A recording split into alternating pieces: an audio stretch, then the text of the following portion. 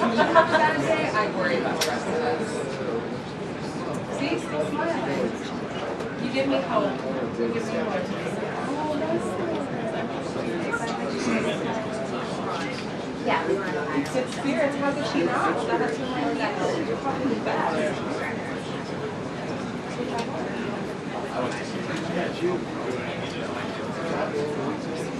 No, I was in DC, which is nice.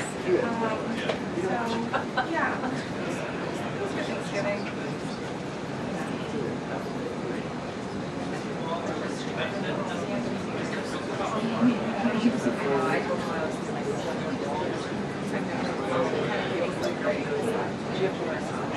No, I was on this environment.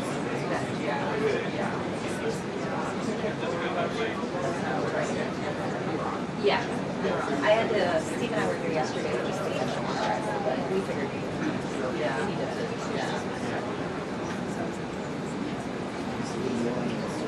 Yeah. Right. I'm sorry.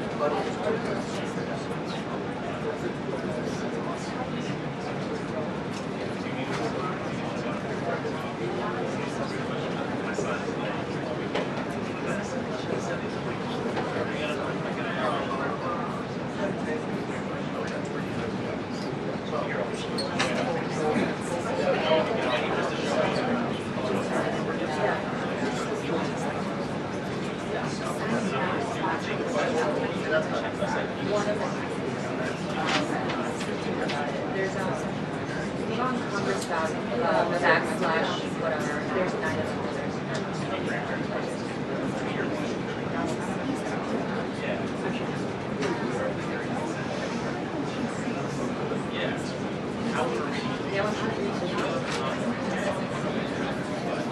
There's been time for that. Imagine being like surrounded by volunteers, like I just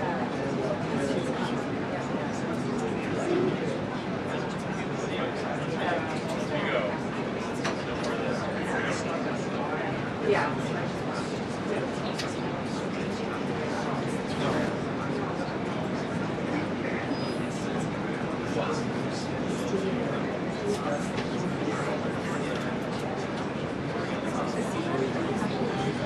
no. Hi.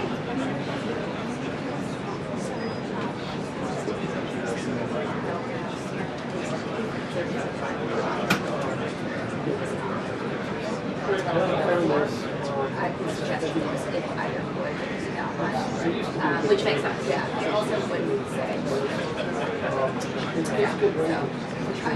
Yeah, I mean, there's only 9 possibilities.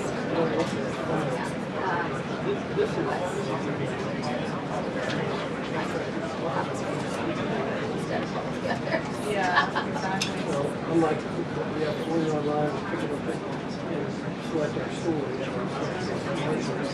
Again, if you pick it up at the store and you say, Yeah, he's it comes with, well, it comes with it to you.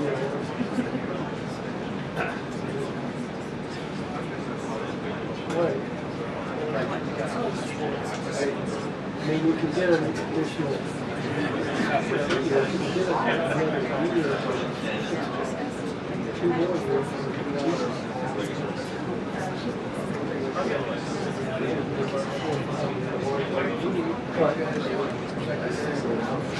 Oh, thank you. They've also selected stuff. That's a good deal. Okay, I'll check it out. Thanks. What's going on?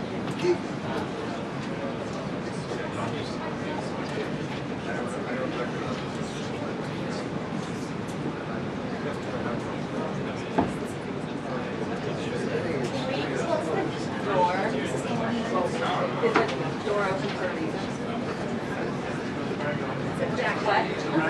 Oh, you like it? It's like it's more like a popular girl. Is this still not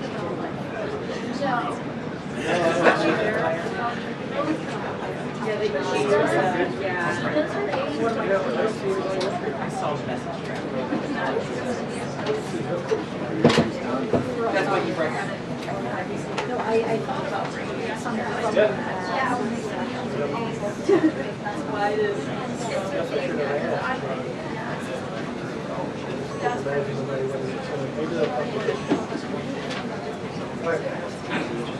Okay. Incredible.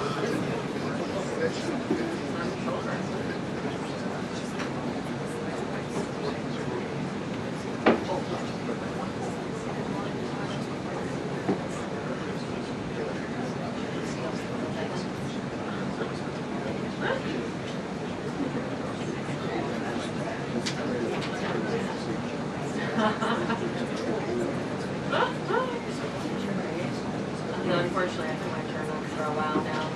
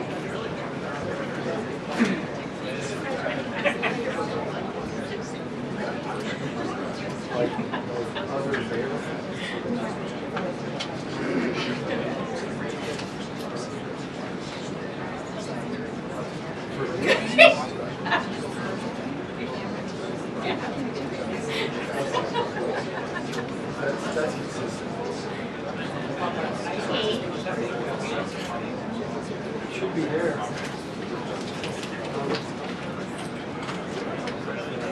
No. What color? Big Tara.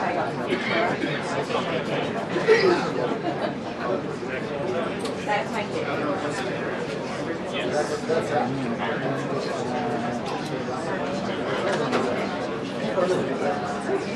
Why would you end the show right now? Why wouldn't you continue practicing? And also, there was not a. Ouija? It is actually. Ouija? You don't see it there?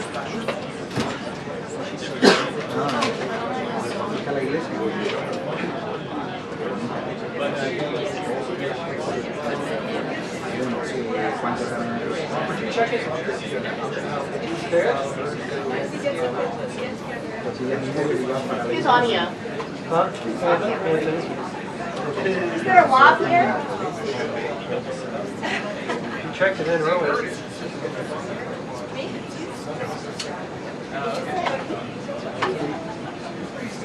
All right.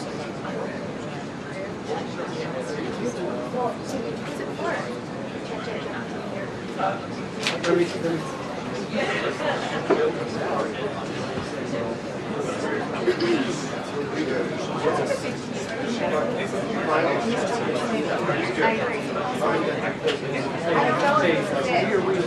That's it. Hello. It was rolled up. Yeah, hey, right now. You hear we just might? We're getting ready to briefing. They didn't actually exit the chat. You can see. I was sending it. I'm just doing her. They didn't actually, they just said it was even more suspicious.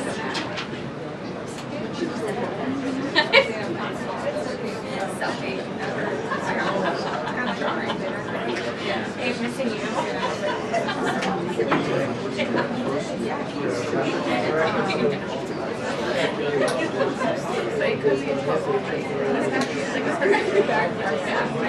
No, I was thinking it would be like this spot or guy. I don't know. I all know is that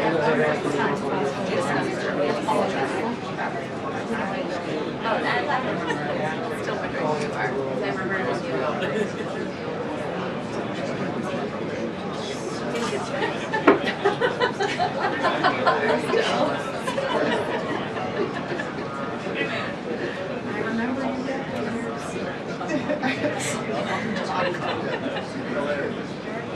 My favorite is Jackie and I.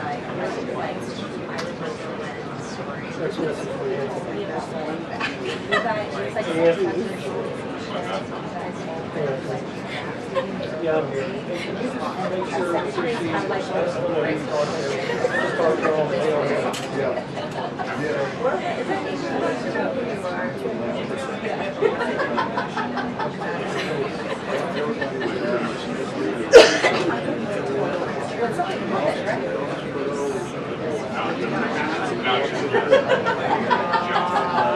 And you guys were all like floating down a river, like reporters and that's yeah, I'm sure you were. For the record, hot bites.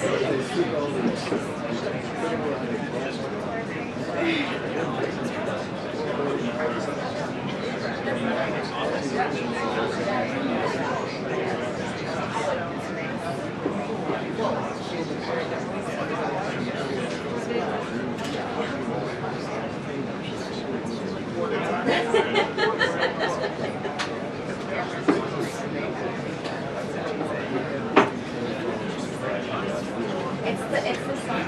It's just like the size of like a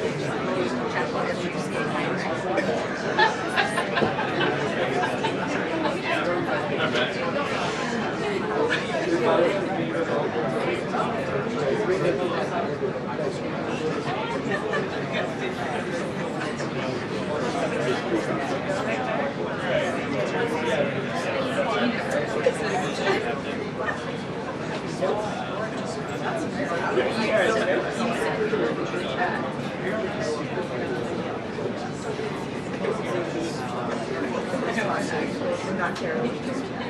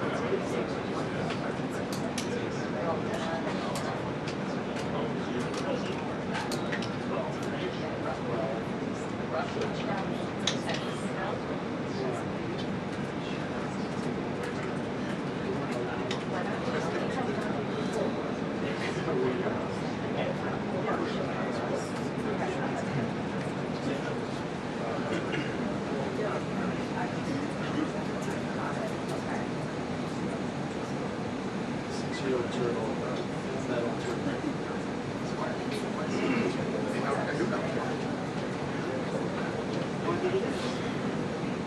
Oh, the thing that you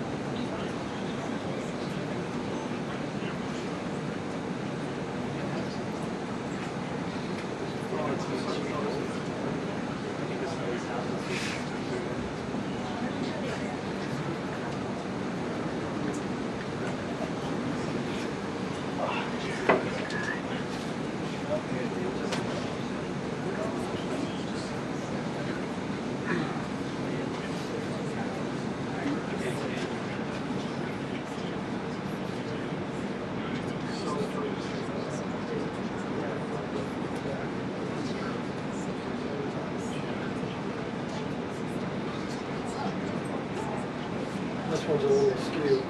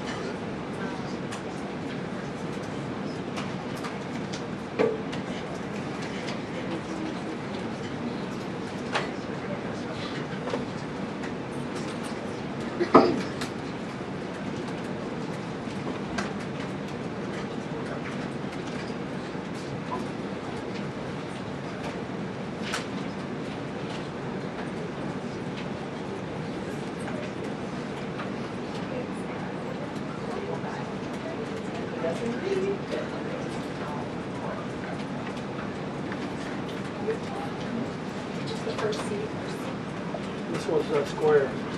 Yeah. So you go.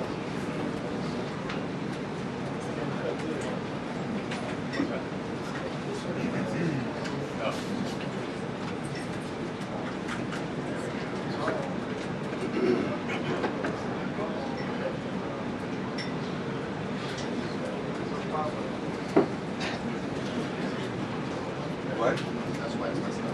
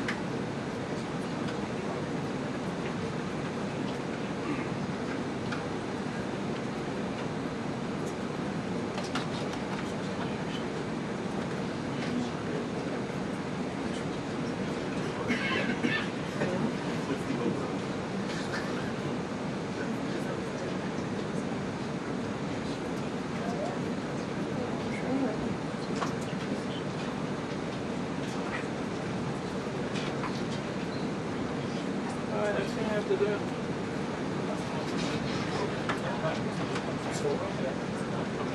There we go.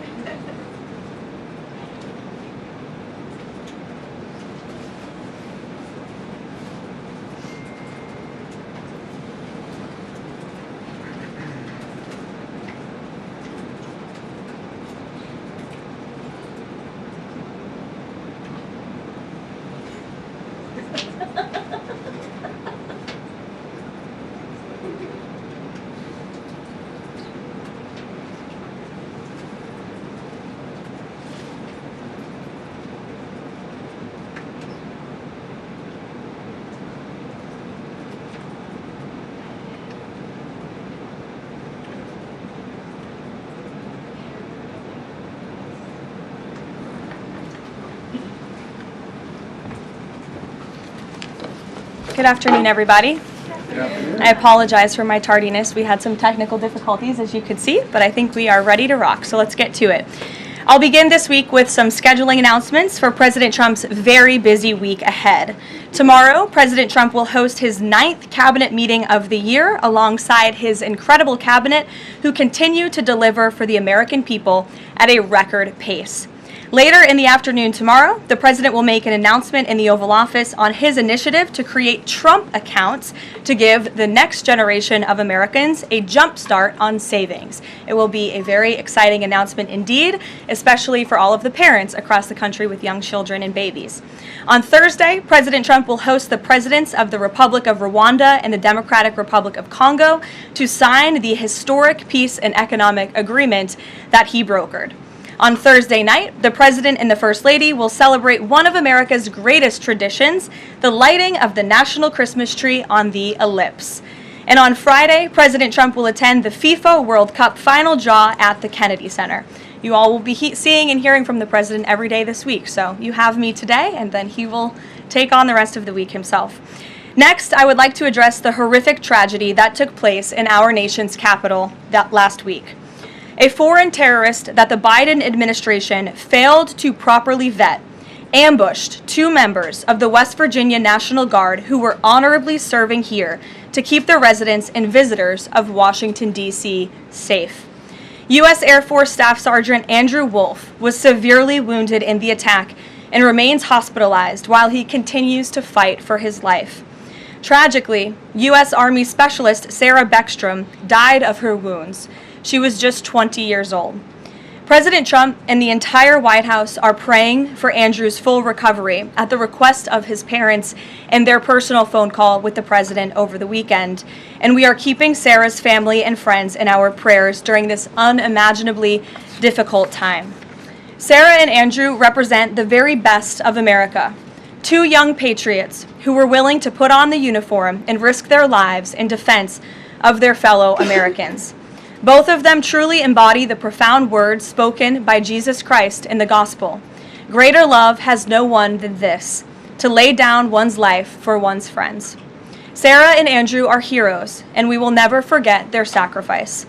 That means ensuring the monster responsible for this atrocity is prosecuted to the fullest extent of the law and faces the most severe punishment possible. It also means reckoning with why this atrocity was allowed to happen in the first place, so that it may never occur again. Here are the facts. The terrorist who gunned down American soldiers blocks away from the White House in an ambush was an Afghan national who was flown into our country by Joe Biden's administration in September 2021 in the chaotic wake of their botched withdrawal from Afghanistan. One of the most embarrassing moments in the history of our great country. Joe Biden's historic failure in Afghanistan continues to haunt this country and our men and women in uniform. Not only did this surrender lead to a suicide bombing that killed 13 American heroes in Kabul, but now National Guard troops were shot on U.S. soil by the same kind of enemy. We continue to live with the deadly consequences of Joe Biden's horrific leadership. Nearly 100,000 Afghans were recklessly released into the United States with little to no vetting. There was no regard for the disorder and violence that this would unleash on American communities and American culture. Reportedly, thousands of these strangers and unknown individuals were flagged to the Biden administration for national security, public safety, and fraud concerns. But the terrifying truth is that the Afghanistan debacle is just a small part of Democrats' complete and total betrayal of the American people during the Biden years. The tragedy that we just witnessed the day before Thanksgiving is a reminder that untold thousands of terrorists, gang members, and criminals were invited into our country and remain here to this very day. The border is now secure, thanks to President Trump, but the threat in our interior remains real and urgent. These public safety threats are already inside our land, and President Trump was elected on a promise to find and remove them, and he has already taken significant steps and made significant progress towards fulfilling this promise. But there is more work to be done because President Trump believes that he has a sacred obligation to reverse the calamity of mass, unchecked migration into our country. As a result, the Trump administration is now actively re-examining all of the Afghans imported into the country by Joe Biden. Any individual who threatens our national security or our citizenry will be subject to removal. President Trump has already permanently paused migration of foreign nationals from third world countries that pose a very high risk to the United States. For too long, past American presidents supported self-destructive immigration policies that allowed foreigners who outright hate our country and have no interest in assimilating into our culture. They've allowed these individuals to flood peaceful American communities. This disastrous approach has drained our welfare program, driven up the cost of housing, suppressed wages, and jeopardized the safety of law-abiding American citizens. In fact, according to a new bombshell report from the New York Times, Somalian migrants in Minnesota have defrauded nearly $1 billion in taxpayer-funded benefits under Democrat Governor Walz's leadership. President Trump is putting an end to this dangerous America Last approach. His position is rooted in common sense. In the wake of last week's atrocity, it is more important than ever to finish carrying out the president's mass deportation operation. America cannot allow millions upon millions of unvetted illegal aliens to be rewarded with amnesty after they broke our nation's laws to come here. They must go back to their home countries. It is also essential to immediately address the massive fraud and corruption that has been going on for decades in other aspects of our immigration system, most notably when it comes to asylum claims. Millions of people who have come here under false pretenses are told blatant lies now enjoy temporary legal status.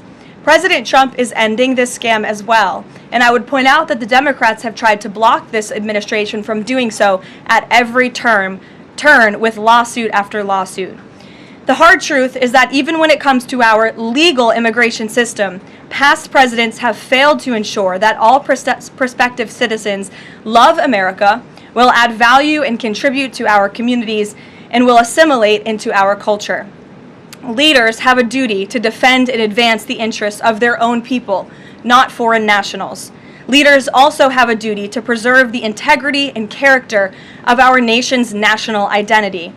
That is why President Trump is more committed than ever to fully restoring American sovereignty by keeping our borders secure, removing all illegal alien invaders, and rebuilding a legal immigration system that makes sense and benefits our country.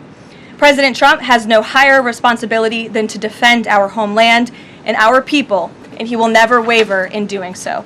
With that, I will open it up to questions, and we'll lead today with Isabel Brown, who is in our new media seat. She's a very popular face on television these days. She's built a great independent media podcast and platform with the Daily Wire, and I appreciate your being here, Isabel. Thank you for being Caroline. here. Appreciate it and appreciate the briefing. Many Americans, in light of these recent events that you just mentioned, are starting to say that we are being invaded as a country, culturally and logistically, when it comes to immigration. And we know that immigration without assimilation is indeed invasion. So given the recent remarks from Vice President Vance on a college campus about dramatically reducing legal immigration to address some of this crisis, and President Trump's Truth Social post last week about individuals who may be non-compatible with Western civilization, are there any conversations happening or plans being made behind the scenes for the administration to implement at least a temporary immigration moratorium, for example, in light of what the American people might be calling for? So, Isabel, it's a great question. I think I spoke a little bit to the heart of your question in my opener there. I would add that the Trump administration has done more to limit migration, both illegal and legal, than any administration in history. And I'll just walk you through some of the actions that we have taken thus far. Number one, the Trump administration issued a travel ban for 19 countries, including Afghanistan, special immigrant visas, which is a legal pathway to get here, which we know many Afghans have utilized to come into the country, have now been paused since the tragic shooting last week. Refugee admissions were suspended for Afghans from this administration on day one, and refugee admissions into the country right now are essentially at zero, with the exception of Afrikaners fleeing persecution in South Africa. The State Department has also heightened their scrutiny and vetting of all visas and have revoked visas, as you know, for those who do not align with our country's national interests. The Secretary of State has the right to do that, and we've taken unprecedented action to do just that. We are also now pausing all asylum adjudications for additional vetting as well. And so additional actions I don't have to read out for you today, but I would just remark that the President has made tremendous progress on this front, and it's why it's so crucial that we not only secure the borders, which the President did in record time. We have zero illegal aliens entering into the country month after month, but we also are taking a look at those who are already in the interior of our country and removing them if they are here illegally, and also taking a look at these visas. Again, having a visa in the United States is not a right, it is a privilege. And the Secretary of State, if you are deemed contrary to our country's foreign national interests, has the right to revoke that privilege. Thank you. Gabe. Thank you, Caroline. Excuse me. Regarding Venezuela, the President said yesterday that Secretary Hegseth had denied that second strike, that reported second strike on an alleged drug vote on September 2nd, the Secretary said to the President that didn't happen. But to clarify, I just wanted you to clear this up. In his social media post, Secretary Hegseth didn't go into details about that strike. He just said U.S. operations in the area were lawful, and he said that the story and media reports were fabricated. So to be clear, does the administration deny that second strike happened, or did it happen and the administration denies that Secretary Hegseth gave the order? The latter is true, Gabe, and I have a statement to read for you here. President Trump and Secretary Hegseth have made it clear that presidentially designated narco-terrorist groups are subject to lethal targeting in accordance with the laws of war.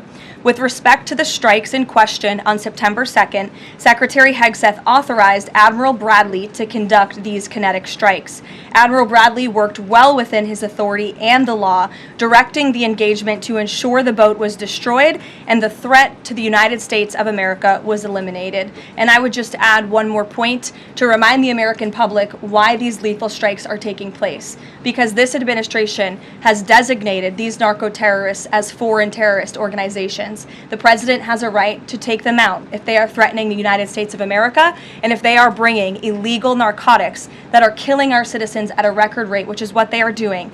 And under the previous administration, there was enough fentanyl trafficked into our country to kill every American man, woman, and child many times over. And so that's why you've seen a drastic difference in this administration's policy with respect to the last, and it's one of the many reasons the American public reelected this president and support this Secretary of War in conducting these strikes. So to be clear, to clarify, Admiral Bradley was the one who gave that order for a second strike. And he was well within his authority to do so. And a separate question, the President several days ago said it was his intention to pardon the former president of Honduras, who was a convicted drug trafficker. And yesterday on Air Force One, the president said that if someone sells drugs in that country, that doesn't mean you arrest the president and put him in jail for the rest of his life.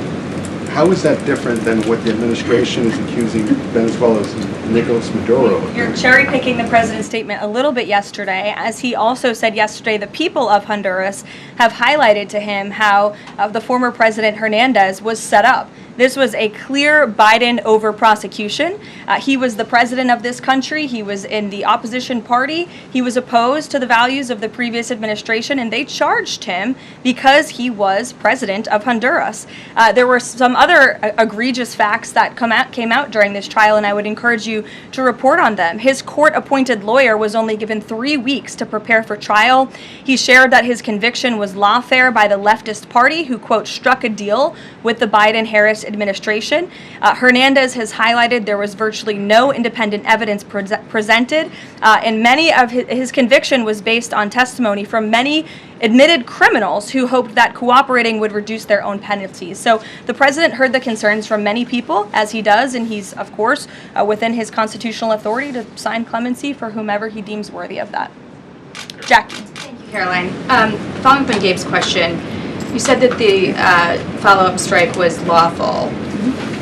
What law is it that allows no survivors? The strike conducted on September 2nd was conducted in self-defense to protect Americans in vital United States interests. The strike was conducted in international waters and in accordance with the law of armed conflict. And then on this pardon for the Honduran president, does it at all undercut the administration's messaging while you have these congressional Republicans defending the strikes on the narco-terrorists and then a pardon for a convicted drug trafficker? Does that make it more difficult for your members to defend your administration's policy?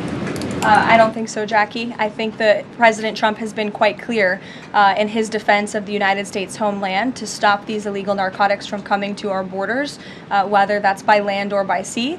And he's also made it quite clear that he wants to correct the wrongs of the weaponized Justice Department under the previous administration. And Ouija, I'll call on you because I think we're wearing matching blazers today. I was going to Great compliment minds. yours. Thank you, Caroline. Sure. So just to be clear, to clarify on Jackie and Gabe, did Admiral Bradley order that second strike because there were still survivors after the initial strike? Again, as I read for you, Admiral Bradley worked well within his authority in the law. He directed the engagement to ensure the boat was destroyed and the threat of narco-terrorists to the United States was completely eliminated. So was the initial order from Secretary Hegseth, everyone be killed, and did that come from President Trump? I saw that quoted in a Washington Post story. I would reject that the Secretary of War ever said that. However, the president has made it quite clear that if narco-terrorists, again, are trafficking illegal drugs towards the United States, he has the authority to kill them. And that's what this administration is doing. And can I Danny? follow up on the MRI? Because President Trump Sure. yesterday said that he would release the results of his MRI.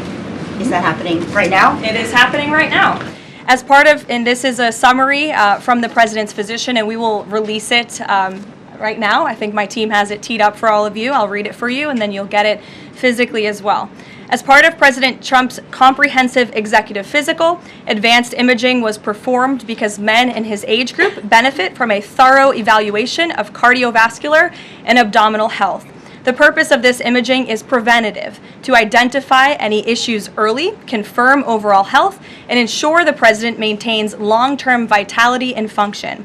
President Trump's cardiovascular imaging was perfectly normal. No evidence of arterial narrowing impairing blood flow or abnormalities in the heart or major vessels. The heart chambers are normal in size, the vessel walls appear smooth and healthy, and there are no signs of inflammation or clotting.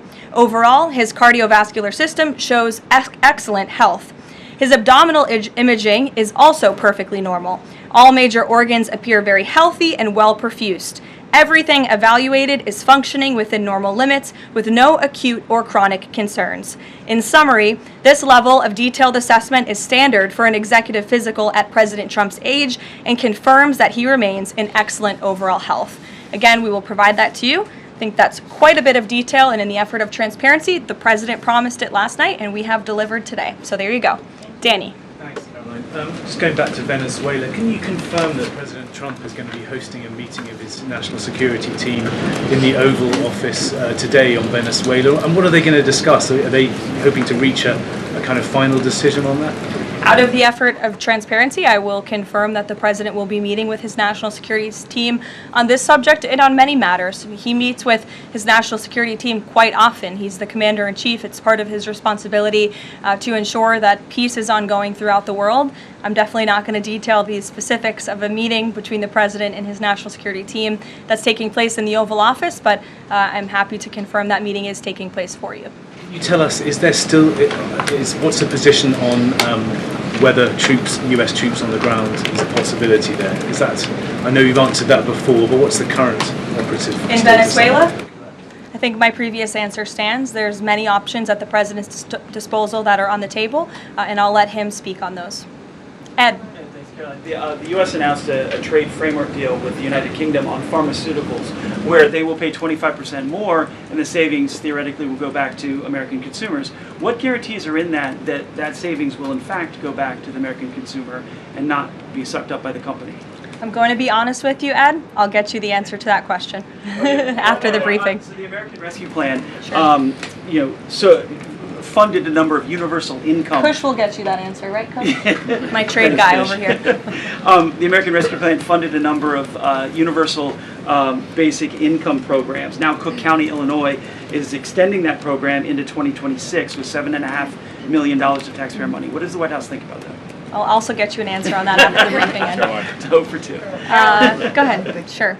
And then in the interest of transparency, does the White House support releasing the Department of Defense's video of those September 2nd strikes on those military boats? And also, separate topic on presidential pardon power.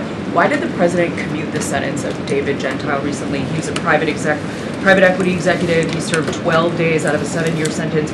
Prosecutors said he defrauded $1.6 billion with thousands of victims, including veterans, farmers, teachers. Why was he pardoned? To your first question, that's definitely not a decision for me to make. I would defer you to the Department of War. It's also probably a decision for the president himself to make. As for your second question with respect to that pardon, he issued a commutation for Mr. Gentile, who's the former CEO and co-founder of GBP Capital Holdings. Unlike similar companies, GBP paid regular annualized distributions to its investors.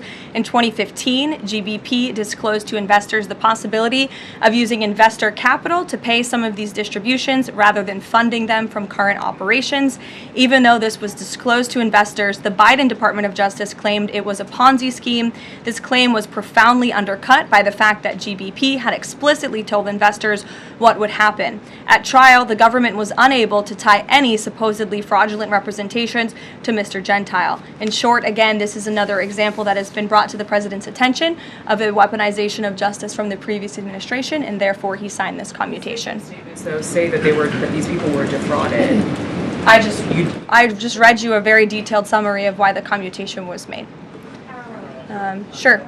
In the middle with the red tie. Thank you, Caroline. Okay, Andrew, go ahead, and then you. In wake of Congresswoman Marjorie Taylor Greene's early resignation, reports last week indicated that other House Republicans might consider doing the same. Does the president have any concerns in light of those reports about other House Republicans potentially leaving early, as well as the other announced retirements that we saw in the last couple of days? Look, I think the president maintains very good relationships with the vast majority, maybe with the exception of one or two. I think many in this room know who I'm referring to. Very good relationships with members of Capitol Hill within the Republican Party. And the president clearly is the unequivocal leader of the Republican Party. I think it was a recent CNN poll that actually showed that more than 90% of Republicans continue to support President Trump as the leader. So he maintains very good relations, as does his entire team here at the White House. And of course, we have a very slim margin in the House, and the president wants that to continue. Andrew, go ahead. I've got two for you. Sure. First, on the Venezuela strike. You said that second strike was in full accordance with the law of armed conflict, but the Navy's own manual of law of war says that specifically firing on survivors from a wrecked vessel is an example of a war crime that's forbidden under U.S. law and the law of armed conflict. So how was that second strike in following law of armed conflict and then second on immigration? Again, Andrew, I would reiterate to you the strike was conducted in international waters and in accordance with the law of armed conflict. And since somebody asked about Congress, and it's sort of related to Venezuela, I also want to add that Secretary Hegseth spoke with members of Congress who may have expressed some concerns over the weekend. And there have also been 13 bipartisan briefings to Congress on the Venezuelan strikes. There have been a number of document reviews for members of Congress to review the classified DOJ Office of Legal Counsel opinion and other related documents. 29 senators and 92 representatives have reviewed those documents, which is about 2/3 of those are Democrat members, and they have been made available to all 100 senators, all 435 members of the House, and to general counsels of the relevant committees on a bipartisan basis for their review. On immigration, during your topper you said, and I quote, "Leaders also have a duty to preserve the integrity and character of our nation's national identity."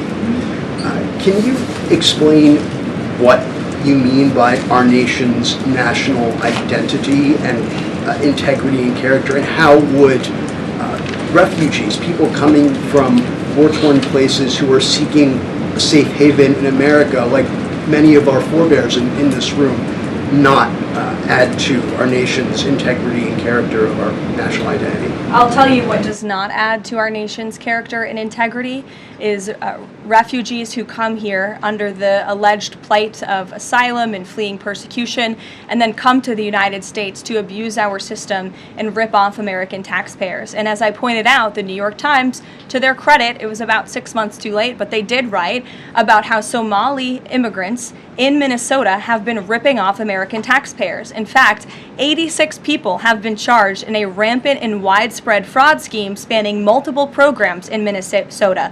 Of those 86, 78 of those people are Somali, 91% of them charged. So far, 59 of those people have been convicted for their roles in fraud plots that have stolen $1 billion from taxpayers. In one scheme, and this is egregious, a nonprofit and its affiliates with these Somali migrants claimed to have fed tens of thousands of American children during the pandemic. They were reimbursed for those meals by taxpayers. However, federal prosecutors found that almost all of those meals were never even delivered to hungry children. In fact, those organizations' leaders spent the money on houses, luxury cars, and real estate in Turkey and Kenya. Another scheme involved hundreds of organizations who were reimbursed for services that were supposed to help people at risk of homelessness. Once again, those services were never provided. All of this has happened under Democrat leadership in a Democrat-run state, where these refugees, these migrants are coming to the United States. They are abusing our system. They are draining our resources that should be going to law-abiding, taxpayer-funded, tax-paying Americans. And this president is not going to put up with it anymore. Rachel. Thank you, Karoline. Just to follow back up on the Washington Post reporting, so much of the concern from Democrats and Republicans is focused on the survivors. Why won't the administration either confirm or deny or reveal whether or not there were survivors after that initial first strike? And what imminent threat would two survivors pose who were clinging presumably to the wreckage of that boat? Again, as I said, I think you guys are sort of not listening fully to the statement I've provided. Admiral Bradley worked well within his authority and the law, directing the engagement to ensure the boat was totally destroyed and the threat to the narco-terrorists, to the United States, was eliminated.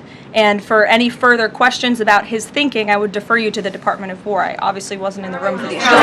Just to follow up, Karoline, just on the administration's policy when it comes to survivors, was there a change in policy after this strike on September 2nd? The Washington Post is reporting that these two survivors were killed after a second strike, but then in October, two people were rescued and returned to Colombia and Ecuador. So was there a decision that was made to handle survivors differently after these strikes? Not to my knowledge, no. Steve. The president confirmed that he spoke to the Venezuelan leader. Are you trying to negotiate his departure? Is there an asylum deal under work?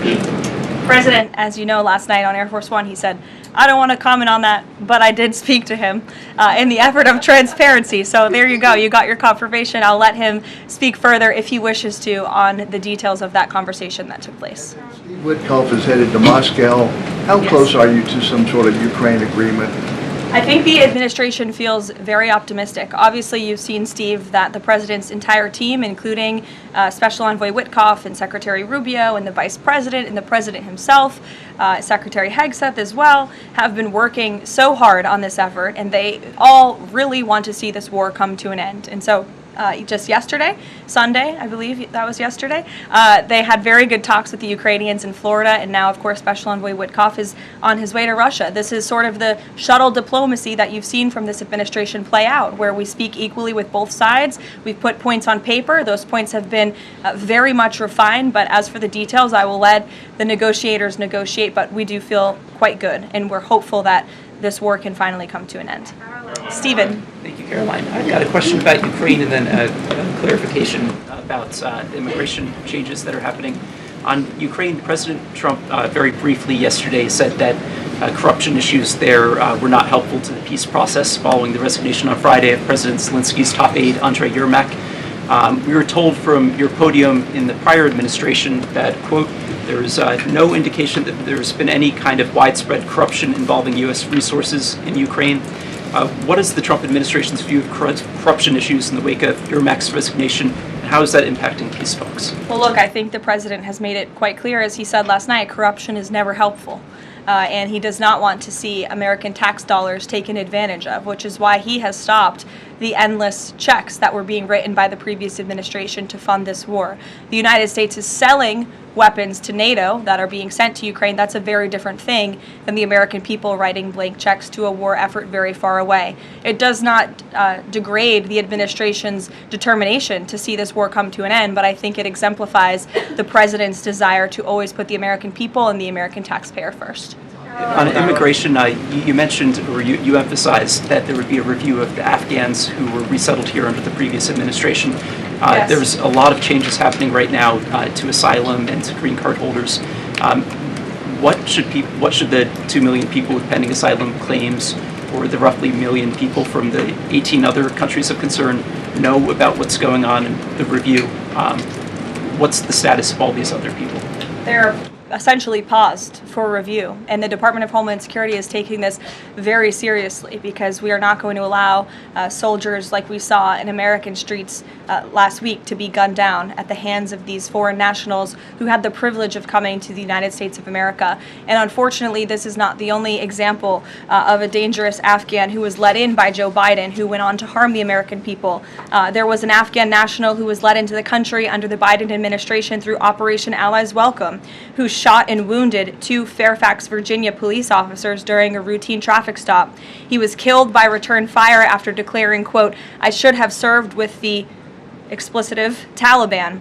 2 Afghan nationals were given legal status by the Biden administration as well, who were arrested and prosecuted for plotting a terrorist attack in Oklahoma just before Election Day in 2024. We all remember that. They possessed hundreds of rounds of ammunition and had pledged their allegiance to ISIS. There was also an Afghan national who was on the terror watch list who was apprehended by Border Patrol in 2024, but then he was released into our country by the Biden administration. Again, let's just highlight the absurdity of that. Border Patrol apprehended a terrorist, and then the Biden administration, because of their lax policies, still allowed him to come into the United States of America. I think everyone in this room, whether you want to admit it or not, does not want that individual living alongside you in your American neighborhood. And that individual was later arrested again after being allowed to live in the U.S. at large for over a year. Another one, a criminal illegal alien from Afghanistan, was arrested by ICE in 2025, convicted of second-degree assault, was previously allowed to stay in the country by the Biden administration. I have several more examples here. I'm happy to provide them to anyone in this room. John. Thank you, Caroline. First of all, happy Thanksgiving to Thank you and your young family. Hope you enjoyed it. I have 2 questions unrelated. The first, back to Afghanistan. My son and I walked by the horrific shooting less than 1 hour before it happened. So for anybody that's here, this thing's real. You outlined all of these unvetted Afghans that were let in by Biden. We just had one the other day that was going to blow up a DHS building. Can you be specific on what the Trump administration is doing now to re-vet those that are here so that we don't get a repeat of what we had Wednesday night? Sure. I can tell you two top-level things, and I would defer you to DHS for more of the specifics, as of course they are leading this effort, and I can assure you Secretary Noem is on the ball. I've spoken with her and her team, and they have an all-hands-on-deck effort to having resources go towards this. But we have paused all asylum adjudications, and then of course the special immigrant visas, which we know many Afghans utilize to come into the country under the Biden administration, have also now been paused. And I would just point out one more time that the Biden administration was responsible for the original sin that led to this tragic killing last week, the botched withdrawal from Afghanistan. He was responsible for Operation Allies Welcome, which is something that this White House and the people behind this podium in the last administration fully and wholeheartedly embraced. And they assured the American people there would be no risk or no harm to them. And as I just laid out for you in those many examples, that unfortunately and tragically has not turned out to be the truth. Just ask the families of these two brave National Guardsmen, one who is no longer with us and one who continues to fight for his life. So I know the president is wholeheartedly focused on this effort, and I think unfortunately these events do remind us why it's so important that the president's mass deportation operation continues. With that, just follow up. The White House today launched a new fake news portal, which I found interesting. What is your objective with that, ultimately? And are you going to name the news networks, and are you also going to name some of the correspondents, some which may be here today? Yes, we are. I'm glad you noticed. Much to the dismay of some of your colleagues in the room, John. And I think it goes to our original promise on day one to hold the media accountable, because unfortunately, and we deal with this all day, every day around here, there are so many fake stories that are unfortunately written that have inaccurate characterizations of meetings that took place, and it's all based on anonymous sourcing. And you know, the standard for journalism, unfortunately, has dropped to such a historic low in this country. And again, we deal with it every day, where you can have an anonymous source who has no idea what they're talking about, zero credibility, call up a reporter in Washington and say, hey, I heard this, and then the next thing you know, it's on the front page of the New York Times. It's really incomprehensible. We appreciate the journalists, some of those who are in this room who do reach out for comment, who try to get things right, and there are some that remain. But overwhelmingly, the fake news that we see pumped out of this building on a day-to-day basis, it's honestly overwhelming to keep up with it all, and to constantly have to defend against these fake news and these attacks. And I will point out one fake news story over the weekend before I let you all go, from the New York Times that took about 1/3 of the president's daily calendar and his daily schedule and said that he's doing less than he did in his first term, or he might not be fit for the job. That is unequivocally false, and it's deeply unfortunate that this story was written by the same outlet and the same reporter who wrote this: Biden is doing 100% fine after tripping while boarding Air Force One.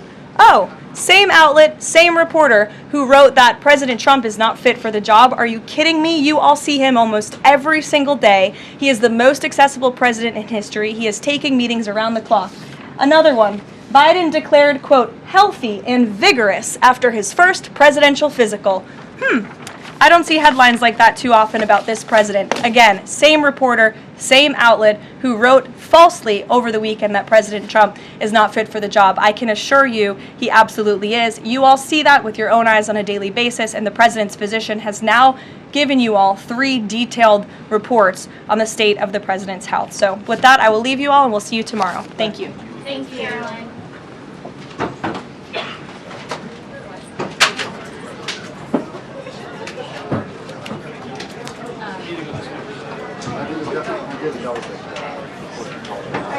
I